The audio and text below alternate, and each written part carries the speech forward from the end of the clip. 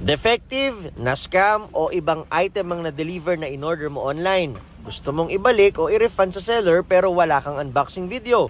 Naranasan na raw yan ni Alex. Ano yata, t-shirt yata yun. Tapos? 1.8 yata isa.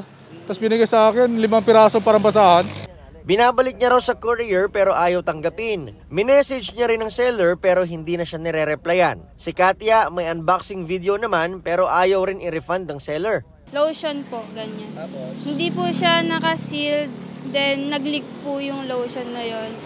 And sinend ko po sa seller, meron po akong video na binubuksan ko, pruweba.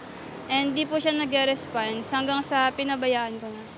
Karaniwan ganito talaga ang mga ipinatutupad na pulisiya ng mga online seller. Katwiran ay katibayan daw na bago pa man magamit ng customer ang item ay may problema na sa shipment pa lang. Pero sabi ng Department of Trade and Industry, illegal ang ganitong pulisiya.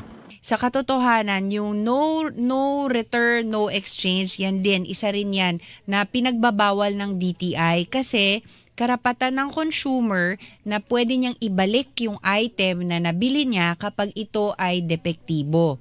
Kapag ang item ay depektibo, maliban sa ibalik yung item, i-return, pwede rin niyang option din niyang humingi ng replacement or pwede rin niyang humingi ng full refund nung item na hinihingi niya. Pwede niyang ipa-repair.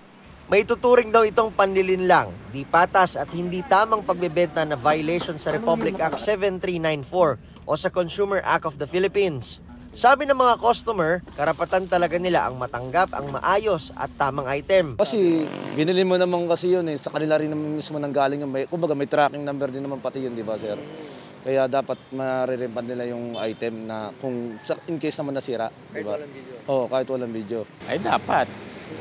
Oo, kahit na wala kang unboxing, kung defective naman yung binili mo, di lugi ka naman. Igan, mauna ka sa mga balita. Mag-subscribe sa GMA Integrated News sa YouTube. Sa mga kapuso abroad, subaybayan nyo kami sa GMA Pinoy TV at sa www.gmanews.tv.